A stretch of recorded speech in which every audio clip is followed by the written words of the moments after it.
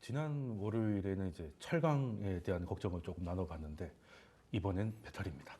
예, 배터리고 사실 철강은 조금 옛날이라 하더라도 지금 주요 섹터 중에 하나가 이제 우리나라 2차 전지 아니겠습니까? 그런데 뭐 소위 말하는 뭐 캐즈미니 뭐 이런 얘기가 나오면서 굉장히 좀 힘들어진 지가 한 꽤 된 것 같고 이제 아마 배터리 기업 중에 가장 시총이 큰 LG엔솔조차도 3년 만에 처음으로 이제 분기 적자를 냈다는 뉴스가 있었는데요. 그럼 소장님은 지금 현재 2차 전지 업황에 대해서 어떻게 보고 계십니까? 일단 이차전지 업황을 보기 위해서는 그 전방 산업인 그 친환경차, 네. 전기차. 물론 이제 2차 전지 앞에 전방 산업은 꼭 전기차만 있는 건 아닙니다. ESS 장치도 있고요. 여러 가지 이제 다양한 것들이 있습니다만 일단 가장 대표적으로 볼 수 있는 것이 2차 전지와 전기차와 관련된 그런 상황들이다라는 거죠. 근데 우리가 여기서 캐즘이라는 용어를 또 정확히 이제 사용을 해야 되는 것이 이제 캐즘이라는 것은 우리가 어떤 새로운 산업이 태동했을 때 그 새로운 산업이 얼리 어답터들이라든지 아니면 먼저 그것을 이제 이용하고자 하는 사람들 그 사람들 이후에 대중화로 넘어가는 그 단계 그 사이에 있는 그 절벽 같은 상황을 우리가 이제 그 경영학 용어로 캐즘이다라고 얘기를 하는 거죠.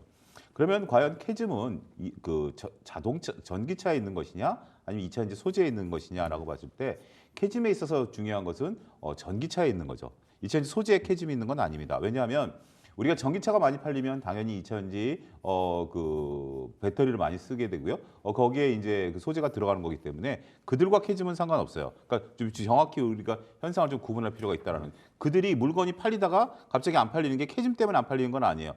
전방 산업이 부진해서 안 팔리는 거죠. 네. 그렇죠.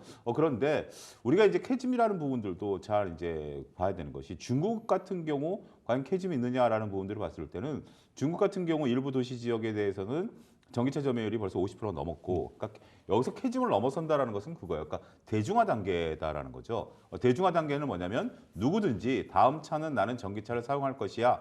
전기차를 사용하는 데 있어서 아무런 불편함도 없어. 전기차의 새로운 모델이 나올 때마다 나는 관심을 가져. 이러한 컨센서스, 대중들의 의견이 형성되는 단계가 캐즘이 극복되는 단계거든요. 그게 이제 그 캐즘을 극복한다라는 개념이 있어요. 왜 제가 이렇게 좀 장하게 설명하냐면 시간이 지나면 캐즘이 극복된다라고 일부 조금 오해가 있는 것 같아요. 시간이 지나도 아직까지 캐즘과 극복 못한 게 있죠. 대표적인 게 저는 XR 기기라고 말씀을 드릴 수 있겠습니다. XR 기기 같은 경우 우리가 이제 여러 가지 얘기들이 좀 나왔을 때 당연히 처음에 이제 가격 저항 뭐 이렇게 굉장히 몇백만 원짜리 우리가 그 기계를 살 수 있는 사람이 얼마나 되겠느냐. 그렇지만 그것이 나오면 우리가 세상이 바뀔 것이고 막 여러 가지 얘기가 나왔습니다만 결국 저는 주위에서 그 XR 기계를 한 번도 제가 미리 그 매장을 가보지 않았었기 때문에 주위에서 누가 쓰고 있는 것을 빌려 써본 기억도 없어요. 네. 그럴 정도로 그것이 이제 얼리 어답터들에게는 새로운 관심거리이긴 했습니다만 그것은 캐즘조차도 아직 형성이 안 된 부분들이 있다고 시작도 말씀드릴 수 못한 있겠죠. 거죠. 그렇다고 시간이 지난다고 해서 XR 기기가 과연 대중화될까요? 그건 또 다른 문제일 수도 있겠죠. 다른 또 진화된 방법으로 될 수도 있는 부분들이고. 자, 이렇게 그런데 우리나라 입장에서 보면 전기차 같은 경우는 뭐 나름대로 현재 지금 캐즘 상태에 있다라고 말씀드릴 수가 있겠죠. 미국 같은 경우 좀 그렇고 하지만 북유럽 같은 경우는 이미 어느 정도 노르웨이는 벌써 80% 이상 달성된 부분들도 있기 때문에 이게 지금 단순하게 시간이 지남으로써 2차 전지 업계의 어떤 상황. 자, 전기차 업계는 그런 것 같아요. 그러면 이 전기차 업계가 현재 이런 상황에서 2차 전지 소재라든지 2차 전지 그 셀 업체들이 갖고 있는 어떤 구조적인 문제도 한번 좀 복잡하게 좀 봐야 될 것 같아요. 중국이 점유율이 50%가 넘었음에도 불구하고 우리나라 LG에서는 적자라는 거죠. 그 과정이 뭐냐면 그들이 50%를 향해 가고 있고 지금 60%를 향해 가고 있는 과정에서 우리는 흑자에서 적자로 전환됐다는 거죠. 중국의 어떤 성장 모델과 우리의 그 2차 전지는 별개로 가고 있다라고밖에 현재로서는 증명이 안 된다라는 거죠. 그렇다면 이제 미국이라든지 다른 나라들로서의 이런 부분들이 되느냐라는 부분들을 봤을 때 현재 이익을 내고 있는 기업과 이익을 내지 못하고 있는 기업 간의 어떤 가격 경쟁, 그다음에 그들과의 어떤 혈투 이런 부분들을 좀 보게 되면 뒤가 이제 자세히 설명하긴 하겠습니다만 지금 우리 상황이 상당히 굉장히 긴박하게 돌아가고 있는 상황이다. 그리고 현재 지금 전 세계에서 한 2, 3년 전부터도 제가 이런 얘기했다가 굉장히 조금 많이 혼난 적이 있는데 지금 전 세계에서 만들어내고 있는 2차전지 소재라든지 2차전지 셀에 대한 합을 나타나게 보이게 된다면 네. 지금 모든 자동차가 전기차로 변한다 하더라도 과연 그 수요를 충족할 수 있을 것인가? 이러한 부분들에 대한 고민부터 시작해서 상당히 문제가 점점 시간이 갈수록 해결이 돼야 되는데 이게 잘 될 때는 시간이 갈수록 모든 게 다 해결이 되는 거잖아요. 네, 근데 근데 방향 잡았을 때, 예, 네. 안 될 때는 시간이 갈수록 계속 꼬여만 간다라는 것들 이런 부분들이 우리가 이제 콘코드에 오르라고 그러죠. 콘코드라는 초음속 비행기가 적자임에도 불구하고 계속 개발 단계에서부터 적자인 걸 알았어요. 네. 근데 그대로 이제 멈추지 못했던 게 이제 매몰 비용 효과라든지 뭐 여러 가지 네, 지금 와서 그만둘 수 없다. 예, 그만둘 수 없다라는 그런 부분들이기 때문에 상당히 조금 여러 가지 고민을 좀 해봐야 되지 않을까 싶습니다. 아, 그러면은 지금 금방 말씀하신 것 중에 좀 귀에 들어왔던 거는 이제 사실 모든 차가 전기차가 돼도 배터리가 지금 캐파가 남아돈다는 말씀이신 거죠. 야, 그럼 구조 조정이 좀 피하기가 힘들 것 같은데, 그럼 우리 그 박신호 평론가님께서는 지금 업황을 어떻게 진단하고 계십니까? 네, 겨울은 확실히 겨울이다. 네, 예. 지금 오늘도 눈도 오고. 그렇습니다. 그렇게 정확하게 일단은 말씀을 드려야 될 것 같아요. 네. 그런데 이제 문제는 그럼 겨울 끝에는 반드시 네. 봄이 오지 않습니까? 네, 그럼 이제 지금이 이제 소위 말하는 대한을 지나서 이제는 오늘보다는 적어도 내일 1도씩 1도씩 올라가서 봄으로 향해 가고 있는 중인지 네. 아직 대한이 안 와서 조금 더 추위가 길어질 것인지는 좀 다르겠습니다만은 네. 저는 개인적으로 거의 바닥권에 와 있다. 아, 저희 라고 정점 약간, 수준에 와 있다고 그래서 진단하시는 거죠? 머지않아 물론 이제 머지않아라는 게 참 투자하시는 분도 많으니까 네. 죄송스러운 말씀입니다만은 그래도 머지않아 봄은 온다라는 희망을 좀 드리고 싶습니다. 일단 지금 실적이 겨울이라는 것은 뭐 우리 소장님이나 우리 앵커님도 말씀 주셨습니다만은 이론이 없을 것 같아요. 네. 지금 뭐 주요한 3사가 동반해가지고 동시에 그쵸? 적자가 난 것도 네. 처음이고 네. 적자 폭도 지금 업계에서 예상했던 것보다 점점 더 커지고 있어요. 네. 심지어는 지금 뭐 미국에서 주는 보조금을 다 더했음에도 불구하고 적자 폭이 컸다라는 것은 만약에 이거 그냥 내버려뒀으면은 그렇죠. 거의 이대로 이제 계속 설비 투자나 네. 기술 개발 계속 할 수 있을 정도야라고 의심이 될 정도로 사실은 상상보다 더 큰 폭의 적자가 났고 적자를 둘러싼 외부 요인들 아까 말씀드린 것처럼 뭐 전방업체인 전기차의 업황 네. 또 원물, 광물들 관련한 시세 등등등 해서 돌아가는 상황이 녹록치가 않아요. 그래서 사실은 겨울은 겨울입니다. 근데 이제 드리고 싶은 말씀은 뭐냐면 전기차가 사실 우리 입장에서는 뭐냐면 반도체, 자동차, 조선 같이 한국을 이끌어왔던 산업인데 지금 다음번 우리 한국을 이끌어갈 산업이 뭐가 있냐고 보면 이거밖에 없어요.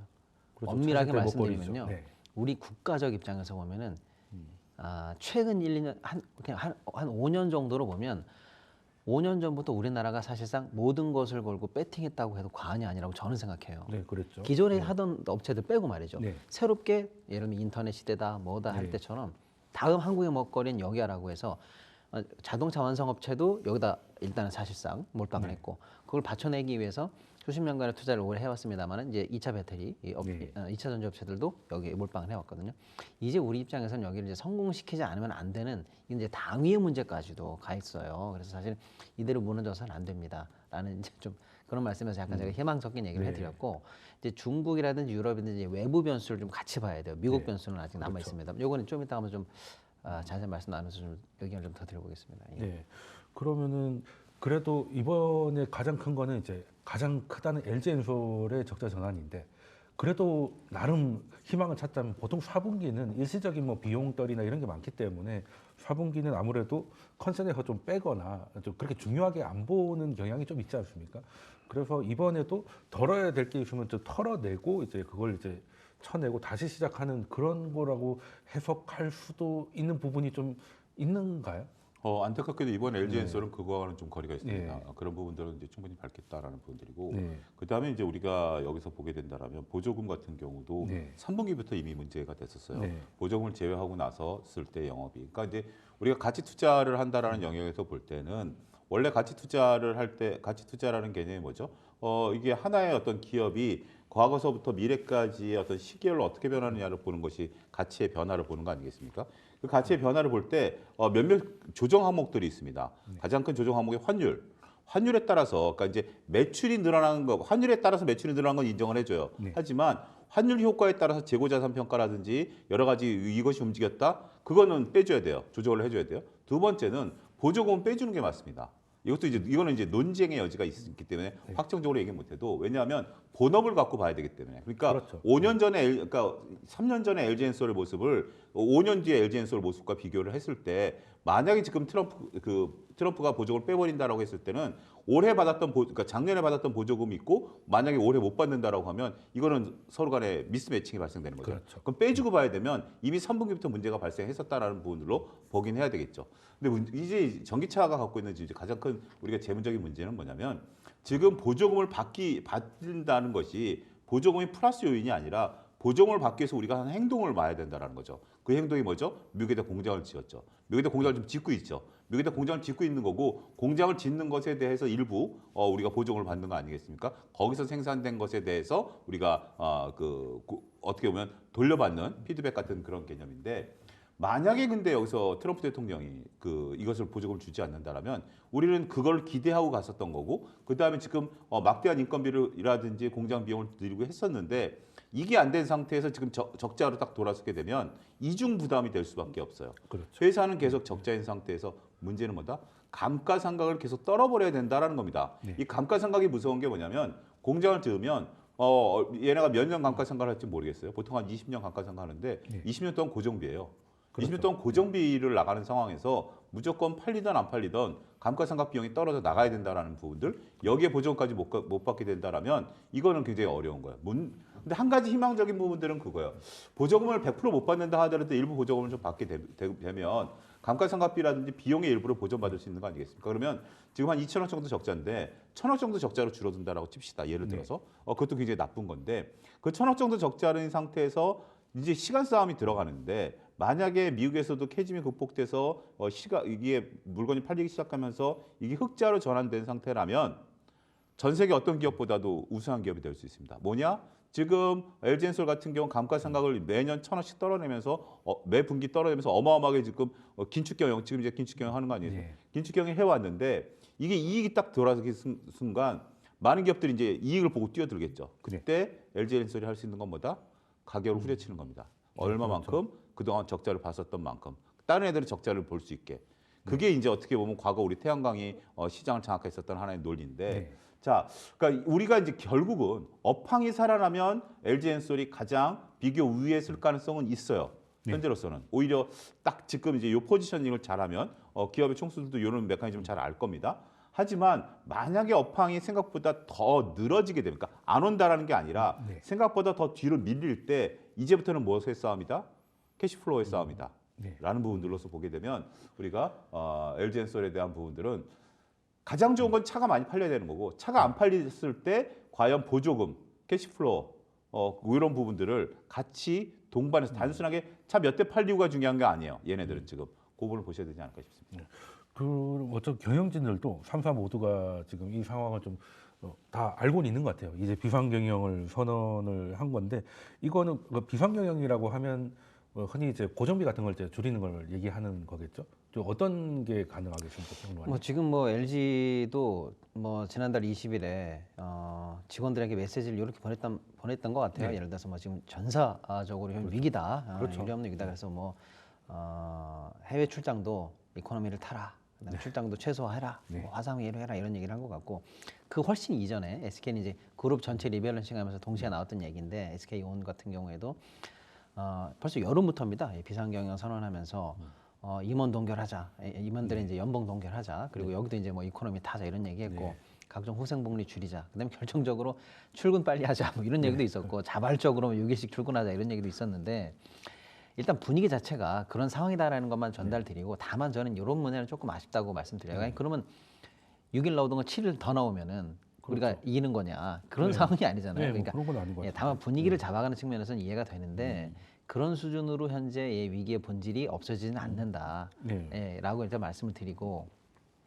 근데 지금 아까 우리 소장님도 너무 좋은 말씀해 주셨는데 저도 사실은 민감하게 보고 있는 게 지금 이제 우리가 어떤 기간을 딱 도과했을 때 그러고 나서 다시 과거를 회상했을 때 그때가 참 중요한 타이밍이었는데 왜 우리가 그 의미를 몰랐을까 이런 때가 있거든요. 그때는 몰랐다. 근데 저는 지금이라고 봐요. 우리 이 2차 전지나 전기차 합쳐서 말씀드리면요. 왜냐면요. 지금 일단 당장 우리가 지금 어렵고 어려운 직접적인 원인 우리가 다 알고 있어요. 전기차 캐즘, 이런 GM이든 뭐든 다 물량을 줄이고 있고 유럽도 지금 뭐 오히려 전기차로 빨리 가려고 그러다가 전환 속도를 늦추고 또 우리 일반 소비자분들도 아직 인프라가 조금 불안하고 불편하고 네. 가끔 화재도 나고 해서 그렇죠. 아직 확실하게 수요가 팍 터지진 않고 있거든요. 네. 원인은 다 우리가 알고 있어요. 네.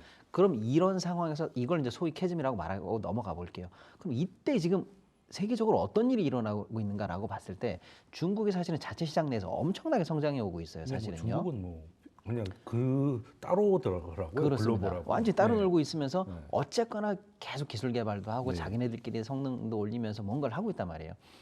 여기서 우리가 이제 앵커님이나 우리 같은 선생님이랑 우리가 토론할 때마다 늘 말하는 게 왜 우리가 석유화학 관련해서 10년, 20년 전에 물량이 터지기 전에 우리가 이걸 몰랐을까?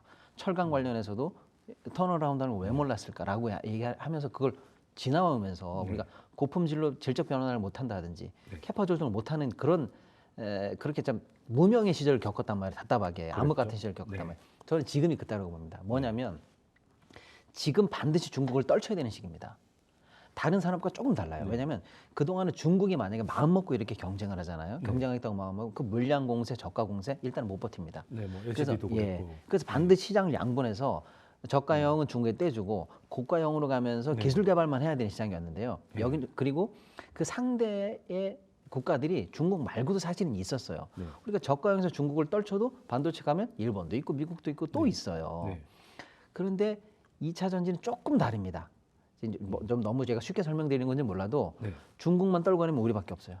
네, 뭐 사실 그렇죠. 그렇습니다. 네, 유럽도 이게 아주 약해졌고. 독특한 포지션이에요. 네. 그래서 우리가 거의 국가적인 역량을 총동원해서 지금 이 암흑기에 반드시 중국을 떨궈내는데 국가적 전략과 업계 모든 전략을 집중해가지고 이 캐즘과 이 암흑기를 조금 지나고 났을 때 아까 우리 소장님 말씀처럼 자본적으로 치킨 게임을 걸든 네. 기술적으로 확 벌려버리든 아니면 트럼프의 정책과 우리가 어느 식으로든 조인을 맞춰서 중국 시장을 선진 시장에서 떨궈내든 이때의 전략이 굉장히 중요하다. 그래서 지금 힘들지만 중국을 떨궈낼 수 있는 그래서 사실은 우리나라의 일극 체제로 갈 수 있는 중요한 기간이다라고 저는 좀 보고 있어요. 예, 그러면 그러니까 그런 식으로 대응을 해야지. 네. 예를 들어서 일찍 출근하자 이런 식으로는 비상 경영이 아니다. 그걸로 될 것 같으면 예, 그런 말씀입니다. 예. 예. 진짜 더 중요한 근본적인 예. 비상 예. 경영이 필요하다 이런 네. 얘기죠. 제 얘기는. 그 사실 뭐 갑자기 비상경영이라고 선언을 하는데 새로운 아이디어가 안 나오니까 당장 눈에 보이는 삼성도 그때 그 셔틀버스 유료화한다 뭐 이런 얘기가 나왔었잖아요. 예, 물론 그게 이제 분위기를 잡는 건 알겠지만 그 비즈니스 탄다고 해서 이 정도 적자면 도대체 하루에 몇 명 간다는 건지 해결이 안 될 것 같은데 그럼 말씀하신 대로 LCD 때는 우리가 이제 뭐 올레드나 이런 걸로 해서 기술 격차를 벌이고 뭐 하려고 했다가 사실 뭐 그렇게 잘 된 것 같진 않아요, 사실은. 그러면 어떻게 하면 중국하고 중국만 좀 격차를 벌이면 우리가 일극체제인데 오히려 지금 중국이 하고 있는 우리 그 3원계 배터리보다 그 LFP 같은 좀 저가형이 오히려 더 주목을 받는 것 같거든요. 그것 때문에 우리가 더 힘든 상황인 거겠죠. 네, 그러면 네. 이게 이제 기회다라는 것이 아까 말씀하신 뭐 LCD나 OLED 같은 경우는 대체제라는 개념으로 볼 수 있겠죠. 네. 그러니까 이제 저도 지금 제 집에서 쓰고 있는 모니터가 중국 건지 우리 중소기업 건지 네. 삼성 건지 모르겠어요. 뭐 고민하다가 뭔가 하나 샀던 것 같아요. 지금 보니까 한 5년 전에 산 거라. 네. 그러니까 어떤 걸 쓰든지 간에 제 눈에는 뭐 그냥 저 게임 안 하고 이제 문사독선을 하니까. 네, 그러니까 뭐 어떻게 별 보면 차이 안 나죠. 예, 그게 한 대체제라는 개념이죠. 뭘 쓰든지 간에 상관없다. 가격이 일단 기술이 이제 상향 평준화 돼버려. 네, 상향 평준화가 된 거죠. 네. 근데 자동차란 제어가 갖고 있는 특성은 대체제가 아니라는 거예요. 그렇죠. 차는 대체제가 다른 아니다라는 거죠. 부분들이죠. 네. 지금 평론가님 SUV 타시죠? 그러니까 제가 예를 드는 거예요. 네. 저는 SUV를 탈 생각이 전혀 없어요. 저는 세단만 그래요? 타거든요. 그러니까 이 취향이잖아요. 네, 이건 어떤 뭐 취향이죠. 취향이기 네. 때문에 이게 지금 아무리 그러니까 제가 좀 그랬던 게 테슬라가 전 세계를 장악하기 어려운 것 중에 하나가 테슬라가 기술이 없어서가 아니라 네. 사람들이 모델에 따라서 달라지는 거 아니겠습니까? 네. 그런 부분들로서 우리가 좀 봐야 된다라는 측면으로 저는 말씀드리고 싶어요. 그러니까 그러다 보니까 이게 딱 평론가님 말씀하신 저로의 기회가 있어요. 지금 이제 1월 1일부터 뭐가 우리나라에 들어오죠? BYD가 지금 들어왔어요. 네. BYD가 들어와서 이제 판매를 하고 있어요. 네. BYD인데 제가 BYD를 동남아 같은 데서 몇 번 전시회 가서 앉아봤는데 그 감성이 네, 뭐 차는 네, 좋습니다. 그가 그냥 유일한 단점이 중국 거라는 전기차인데 딱 앉아보니까 제가 한 20대 30대 때라면 그때 나왔던 우리 아반떼의 어떤 그 젊은 취향에 딱 몸에 달라붙는 취향. 그러니까 지금 어떻게 보면 전기차 같은 경우 거의 뭐 사이버틱하게 딱 일자로 뽑아내잖아요. 네, 안에 그렇죠. 실내 인테리어들을. 근데 곡선으로 뽑아내가지고 옆에 저것도 있어요. 그 기아 봉도 있어요. 그러니까 의미가 없는 건데 거기 손을 올려놓을 수 있게 아, 그냥 액세서리인가요? 네, 액세서리 스타일로 그런 식으로 하면서 나름대로 전기차지만 스포츠 모드로도 운전할 수 있게 그런 어떤 감성. 네. 그리고 그게 가격이 얼마인지 아십니까? 1,000만 원대 초반이에요. 1,000만 원 초반이면 이제 물론 이제 오토바이 동남아 가격이- 가격이니까 동남아 가격이니까 네. 그런 건데 이게 상당히 이거 딱 앉는 순간 야 이거 우리 아들 같은 경우 혹하겠다라는 네. 싶을 정도로 아무튼 그러면 더군다나 이제 우리가 LFP 배터리를 초반에 이제 우리 그 투자자들이 실기했던 게 뭐냐면 LFP 배터리는 오래 못 가, LFP 때는 성능이 떨어져 네. 막 여러 가지 표만했었습니다만 그들이 생각보다 빠르게 기술 격차를 줄였고요. 두 번째는 시장에는 롤스로이스 타시는 분도 있지만 현재 지금 가장 적은 그 자동차도 필요하신 분들이 있는 거예요. 그게 있는 것이지 공존하는 것이지. 난 곧 찍어도 LFP 배터리 동네에서 택배랑 왔다 갔다 택배하시는 분들 왔다 갔다 하는데 나는 LFP 배터리면 충분해라는 분들도 계시거든요. 굳이 그걸 내가 왜 3원 개로 비싸게 써야 돼?라는 분이 있기 때문에 그래서 결론은 저는 박시성 평론가님이 내리셨다라고 봐요. 어차피 중국과의 그런 부분에 대한 거는 그냥 라인업으로 들어갈 수밖에 없는 부분들이고 나머지 부분에 대해서는 우리가 이제 미국 시장이라든지 네. 유럽 시장 여기서 지금 우리가 제네시스가 상당히 자동차 영업이익을 좀 끌어올리고 있는 거 아니겠습니까? 그런 부분들로 놓고 보게 된다라면 충분히 그런 시장에 대한 공략 충분히 가능하다라고 보고 자꾸 쫓아오는 애들 데리고 상대하려고 하지 말고 저쪽 시장에 대해서 상대. 이번에 저는 상당히 좀 기아가 이번에 픽업 트럭을 만들어낸 것서 미국에 도전장을 냈다라는 것은 그건 굉장히 의미 있다라고 봐요. 자꾸 그런 식으로 가서 도전을 해가지고 미국에서 픽업도 좀 따오고 미국은 픽업이 6대 4거든요. 픽업이 6, 세단이 4예요. 네. 그런데 우리 지금 세단 내에서 독일 3사랑 우리랑 일본과 테슬라랑 중국이랑 같이 붙으려고 하니까 지금 우리가 어려운 건데 차라리 이렇게 과감한 도전장을 내는 모습들을 보면 저는 여전히 희망은 있다 이렇게 설명하겠습니다. 네, 그 사실 사실 미국 미국 상황이 아주 미묘하게도 저는 돌아간다고 생각해서 사실은 굉장히 좀 예의주시하고 있었거든요. 예를 들면 이런 거죠. 우리가 국가적으로 해야 될 일을 나눠 본다면 국가가 정부가 좀 큰 틀에서 해줘야 될 역할이 있을 그렇죠. 거고 이제 민간에서 우리 기업들이 해야 될 일이 있을 텐데 이런 우리 국가가 예를 들면 할 일이 뭐냐?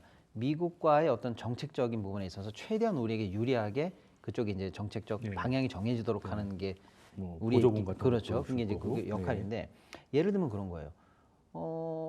미국도 지금 사실은 미국 시장에서 중국을 좀 쳐내줬으면 하는 게 우리의 이제 바람인데 아주 미묘한 게 뭐냐면 트럼프가 당선되는데 머스크가 1등 공신이란 말이에요. 그렇죠. 근데 테슬라는 또 중국 배터리의 영향권 안에 뭐 영향권이라면 그렇습니다만 어쨌거나 협력 관계 아닙니까? 네, 가져다 쓰고 있죠. 네. 그러니까 이게 아주 미묘하단 말이에요. 네. 그래서 미국 시장에서 중국을 쳐내는데 과연 트럼프는 머스크와의 이런 조율, 또 머스크가 또 중국과의 관계 이런 것들을 어떻게 해야 우리 업계에 어떤 영향이 미칠까? 이게 사실은 민간 단위 이상에서 해결해줘야 사실은 시장이 정리되는 것 같아서 굉장히 예의주시하고 있었는데 그래서 트럼프가 머스크 때문에 이거 힘을 못 쓸까라고 했는데 또 엊그제 나온 보도에 따르면 CATL을 예를 들어서 이제 안보에 위해되는 회사의 그랬죠. 리스트를 또 올려놨단 말이에요. 네. 바로 이런 겁니다. 이렇게 우리 입장에서 시장을 유리하게 갈 수 있도록 빨리 정부가 어떤 식으로든 힘을 보태는 그런 역할을 좀 해줬으면 하는 거고 유럽도 마찬가지입니다. 유럽도 예를 들어서 난데없이 갑자기 탄소 관련한 규제를 완화한다 말한다라는 설이 지금 막 돌았거든요. 네, 그랬죠. 예, 물론 이제 약간 캐즘 때문에 좀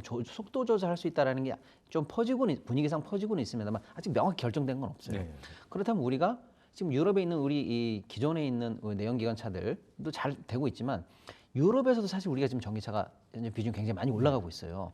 그럼 우리 입장에서도 유럽 관련한 정책을 유럽 집행위원회에다가 제대로 얘기할 수 있는 라인이 빨리 확보돼 가지고 CO2 완화는 아니다. 괜찮다. 우리 갈 수 있다. 이렇게 한다든지 이런 것들이 이제 필요하다라고 이제 보는 거고 민간도 마찬가지입니다. 민간은 사실 뭘 해야 되냐면 우리 처음에 2차 전지가 이제 재작년부터 그 재작년 한참 전성기고 주가 막 어마어마할 때 많은 분들이 인과관계를 착각한 게 뭐냐면 야 이제 모든 차가 전기차가 될 거야. 네, 그때 그랬죠. 배터리는 다 탑재되는 거야. 우리나라가 1등이야. 중국은 저가야. 못 따라와. 그러면 우리가 마치 그 엔비디아 여명을 열듯이 지금보다 100배, 1000배 예를 들어서 그때는 다 새로운 시대의 여명을 의심이 열 없었죠. 거야라고 했는데 그때 우리가 관계가 뭐냐면 전기차라든지 뭐 이런 것들도 사실은 또 전기 이런 것들도 100년 전에 처음에 업계가 산업화될 때 기술이 더 좋은 게 항상 패권을 먹는 게 아니었어요. 네, 그랬죠. 네. 중요한 건 그냥 업계 표준을 누가 빨리 장악해서 시장을 장악하느냐가 핵심인 거예요. 네, 맞습니다. 그러니까 우리가 지금 해야 될 일은 과감하게 아직 표준이 안 나왔다. 우리가 세계 시장을 지금이라도 우리 위주로 재편해야 된다라는 생각을 해야지 단순히 뭐 중국과 경쟁해서 우리가 아직도 유리하다. 우리가 몇 킬로가 더 갑니다. 이런 정도 수준이 아니라 표준을 잡아가는 그런 전략으로 좀 나가야 될 것 같다. 그래서 이 민간이 해야 될 일과 정부가 해야 될 일이 다 합쳐서 이 산업이 한국에 정말 중요한 앞으로 20년, 30년 그렇죠. 계속 먹여가는 산업으로 성장을 시킬 수 있는 국가적인 진짜 그 지금 현재 상황이다 이렇게 좀 봐야 될 것 같아요. 몇몇 기업이 적자가 났다 이런 수준이 아닌 것 같아서 좀 안타깝습니다. 네. 예.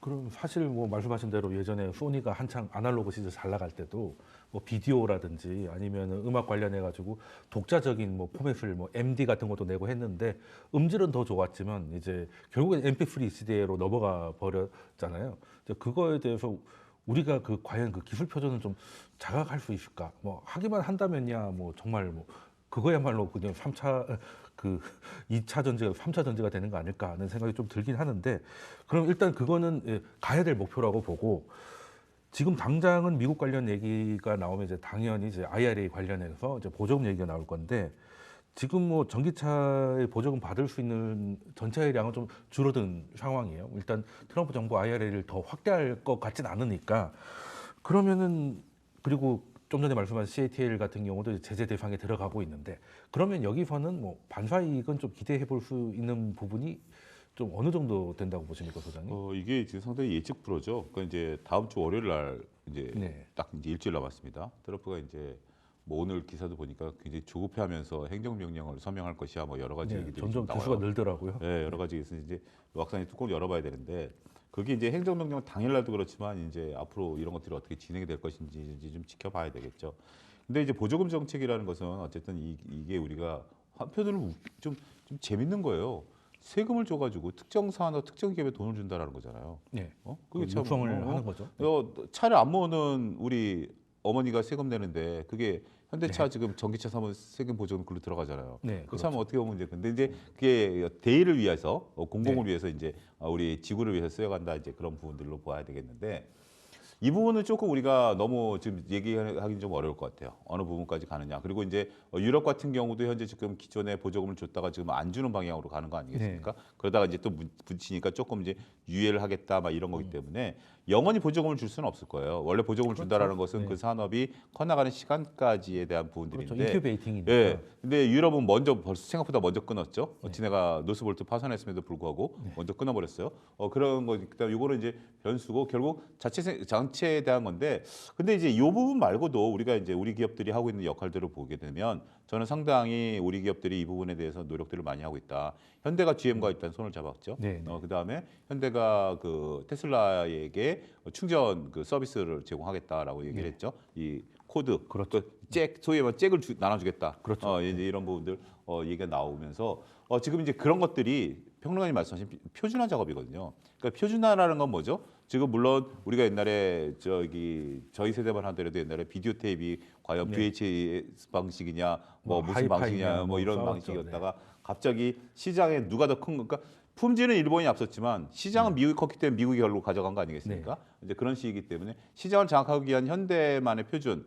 지금도 서로 잭이 안 맞기 때문에 우리 테슬라 지금 하시는 분들이 좀 저는 이제 전기차를 안 몰아봐서 모르겠습니다만 이제 그런 부분들인데 그런 노력들을 좀 다 하고 있는 것 같아요. 지금 차 가격이 올랐습니다. 30몇만 원 올랐어요. 예. 원래 20만 원 하다가. 그러니까 이제 그런 식으로 이제 하면서 이제 중국도 이제 나름대로 중국도 또 그 모종의 그런 걸 또 하고 있겠죠. 그렇죠. 나름대로 네. 충분히 하고 있겠죠.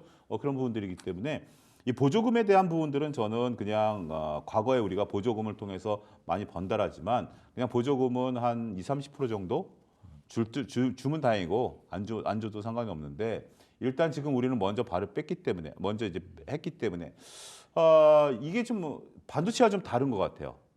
반도체가 다른 건 뭐냐면 지금 반도체도 준다 안 준다 그러잖아요. 지금 썼는데 돈 안 들어왔잖아요. 제일 곤혹스러운 건 반도체인 것 같아요. 오히려. 왜냐하면 2차 전지는 안 줘도 우리가 들어갔어야 돼요. 들어가서 거기서 팔아야 되고 또 더 좋은 게 뭐냐면 안 주고 관세를 때려버리면 우린 관세 안 받으니까 차라리 나아요. 그렇죠. 뒤늦게 들어오려고 중국이 들어오려고 아니 그래 중국 들어와 그럼 중국 관세를 때려버리면 되니까 그걸 막아버릴 수 있으니까 우리는 좋은 것 같아요.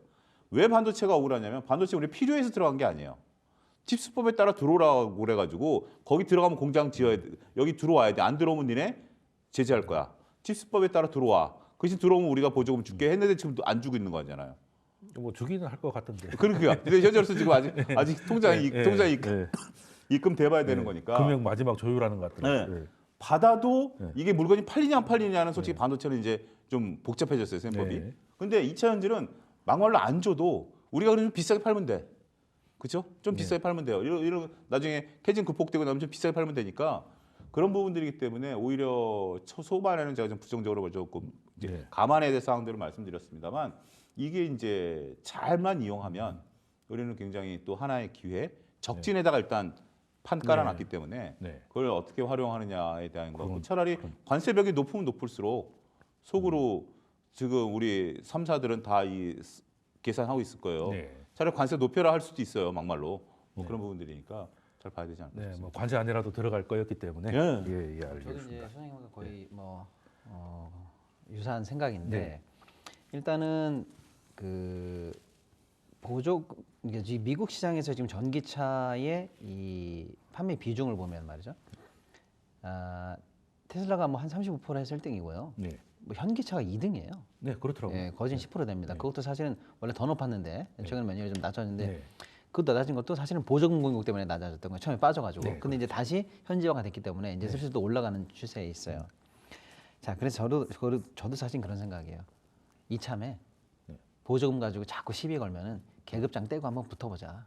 차라리 이렇게 생각하는 게 마음 편할 것 같아요. 테슬라 왜냐면 계급장 때문에 무서울 것 같은데.